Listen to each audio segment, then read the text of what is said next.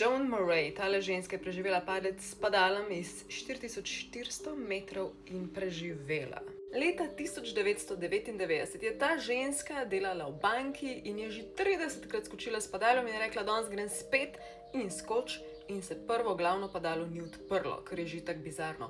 Še drugo padalo je pa zaribalo in tudi ni delovalo tako, kot bi moglo, tako da je ona z 130 km/h priletela na tla. Imela je 30 kosti polomljenih, notranje krvavitve, po vsej logiki bi mogla biti totalno mrtva.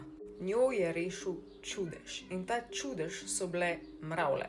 Ker je padla na mravljišče ognjenih mravelj. Te piki bolijo ko svinja, by the way, in so jo pičile 200krat, so ji toliko poganjale adrenalin in srce, da je dobesedno padla v komo in potem preživela. Skratka, čisti čudež, pa potem je kmalu začela spet hoditi in tudi spet skakati. Kaj ti misliš, je večji čudež to, da je preživela, ali to, da je šla po vsem tem še skakati?